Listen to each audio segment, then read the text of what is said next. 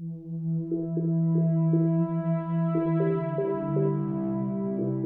probably heard that reverse mortgages are very expensive, but is that a myth or is it true? We're going to look at that today in our video. I'm Ken Pitts, mortgage advisor and author of Kinetic Wealth, and I'm bringing you this video today to help bust some of the myths surrounding reverse mortgage. In this video, I'm going to break down the real costs of a reverse mortgage.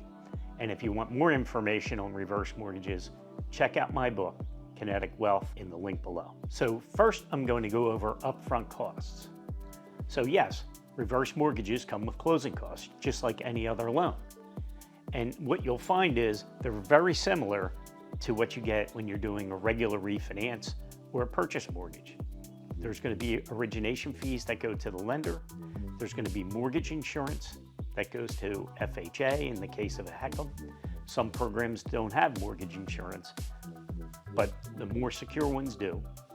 And you're going to have third-party fees to title companies and recording fees at your local county. So what is the largest of the mortgage costs? It's actually the mortgage insurance premium. And a lot of people are shocked by that, but you have to remember there is a benefit to it. So why do people think that closing costs for a reverse mortgage are expensive? Well, for one, if you're getting a reverse mortgage that's a FHA-backed loan, almost 40% of the closing costs is the mortgage insurance. But that mortgage insurance is very important to have, and we'll talk about that in a minute. And let's be clear about how those closing costs are being paid. You're not writing a check out of your pocket.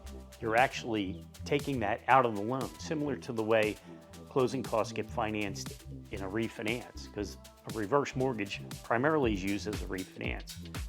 You would pay these costs out of pocket, though, if you were using a reverse mortgage for purchase, just like any other purchase loan. It's important to look at comparing the value you get for these closing costs.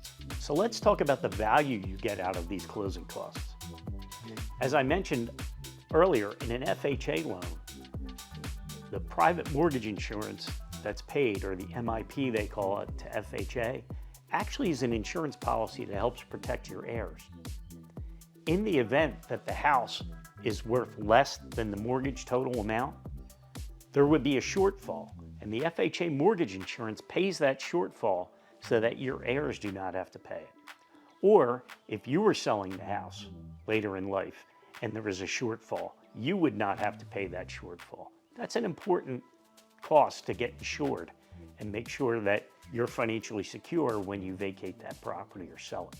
So lastly, I think it's important to really talk about the long-term impact of what a reverse mortgage can do for you. It's important to understand that it's not just about the price of the closing costs, but the overall long-term effect and how the reverse mortgage can help you during retirement. So, are reverse mortgages too expensive? For the right person, the reverse mortgage is not just affordable, it can be life-changing during retirement. If you're looking to understand the full picture of a reverse mortgage, get a copy of my book, Kinetic Wealth. I'm Ken Pitts, and I look forward to seeing you in our next episode of Reverse Mortgage Myths Busted.